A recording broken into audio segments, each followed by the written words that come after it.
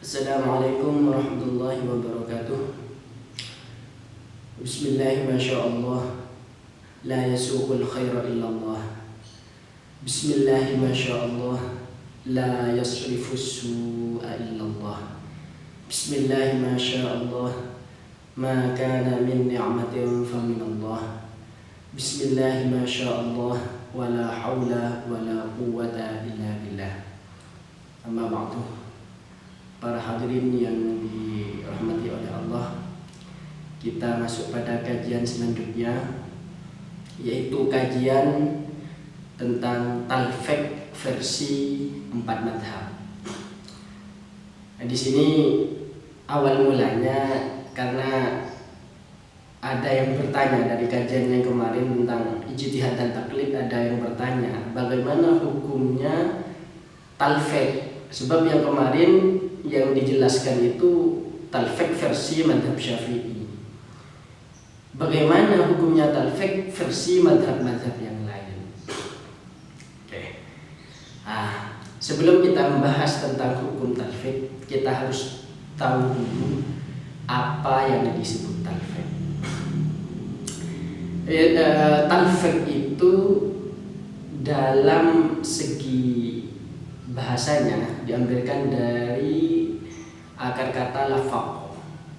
Lafaqo yulafiqu talfiqan, yang berarti adhum, mengumpulkan. Itu dalam segi bahasa.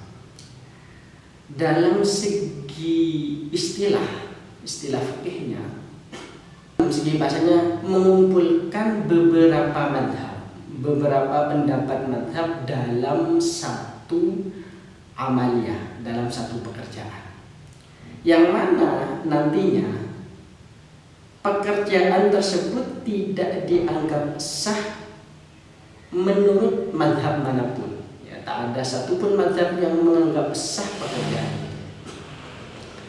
Itu adalah yang disebut dengan talfiq. Oke, untuk gambarannya kita perjelas setelahnya. Hukum talfiq sendiri. Hukum talfiq ini dilihat kalau terjadi dalam dua qadiyah, dua permasalahan, artinya amaliyah A kemudian amaliyah B. Contohnya sholat dengan puasa. Ini kan dua permasalahan, sholat permasalahan lain, puasa permasalahan lain. Ya, kalau terjadi dalam dua qadiyah seperti itu, maka itu tidak apa-apa, ditoleransi oleh ulama. Jadi misalkan puasanya ikut madhab Hanafi, sedangkan ibadahnya, sedangkan sholatnya ikut madhab Syafi'i, maka itu tidak apa-apa, ditoleransi. Nah, tapi dalam madhab lain ini bukan disebut talfiq. Di dalam madhab Syafi'i seperti ini disebut dengan talfiq dalam dua qadiyah. Tapi kalau dalam madhab lain ini disebut dengan at-tanakul bainal madzahib, perpindahan dari satu madhab ke madhab yang lain, tidak disebut talfiq. Jadi hukumnya tidak apa-apa. Itu kalau dalam dua permasalahan. Sekarang yang menjadi masalah kalau terjadi talfiq dalam satu permasalahan. Saya contohkan seperti ini. Dalam wudu, Imam Syafi'i dalam membasuh muka itu cukup sebagian, dalam membasuh kepala cukup sebagian rambut saja, itu sudah mencukupi. Wuduknya ikut madhab Syafi'i, ternyata syarat-syarat dan mubtilatnya, hal-hal yang membatalkan, ikut madhab Hanafi. Contohnya setelah wudu ikut madhab Syafi'i, ternyata pegang kemaluan dan dia tidak wudu lagi langsung sholat karena dalihnya ikut madhab Hanafi. Maka itu disebut dengan talfiq dalam satu qadiyah. Dan ini tidak diperbolehkan. Karena apa? Karena menurut madhab Syafi'i wudunya tidak sah untuk digunakan sholat. ya wudunya batal karena dia itu pegang kemaluan. Menurut mazhab Hanafi juga tidak sah karena hanya membasuh sebagian rambut. Itu talfik dalam satu qadiyah. Makanya kata Ibnu Hajar al-Haytami dan juga Ibnu Abidin menjelaskan talfik dalam satu qadiyah itu tidak diperbolehkan secara ijma. Sepakat ulama tidak memperbolehkan talfik dalam satu qadiyah. Cuma ulama mutakhirin, ulama kontemporer ini menyaksikan klaim ijma dari Ibnu Hajar dan Ibnu Abidin dari mazhab Hanafi itu. Kenapa? Ya, karena ada beberapa qaul ternyata memperbolehkan talfik dalam satu qadiyah. Dalam muqaddimah Al-Fiqhul Islami, Wahab Az-Zuhaili sanksi dengan klaim ijma dari Ibnu Hajar dan juga Ibnu Abidin ini. Beliau Wahab Az-Zuhaili menemukan beberapa pendapat dari 4 mazhab. Yang pertama dalam mazhab Hanafi ada pendapatnya Imam Al-Kamal Al-Himam, kemudian juga ada Imam Ibnu Amr Al-Hajj dalam kitab At-Tahrir dan juga syarahnya.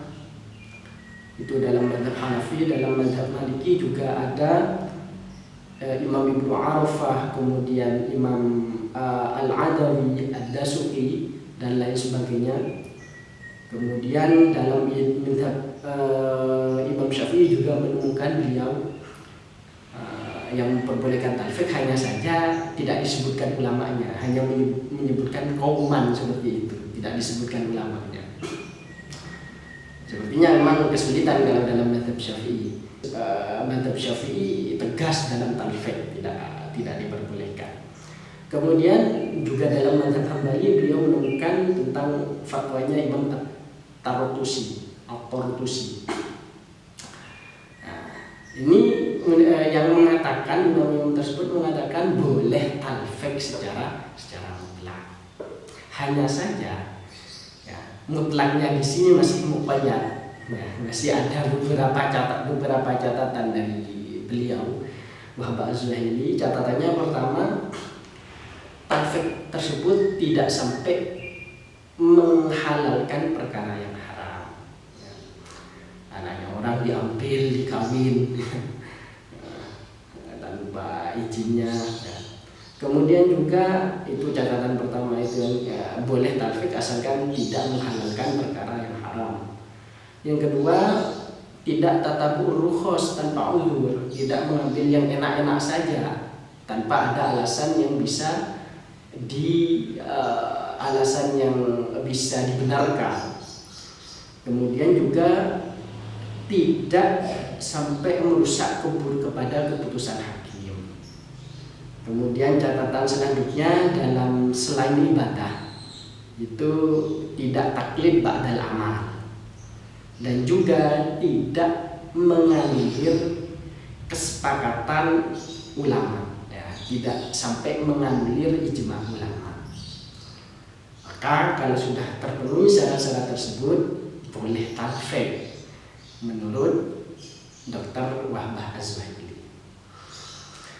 Nah, itu sekedar ulasan singkat kami tentang talfik. Semoga bermanfaat dan jangan lupa ya, terus tonton kajian fikih versi 4 mazhab di channel kami. Wallahu a'lam bishawab. Wassalamualaikum warahmatullahi wabarakatuh.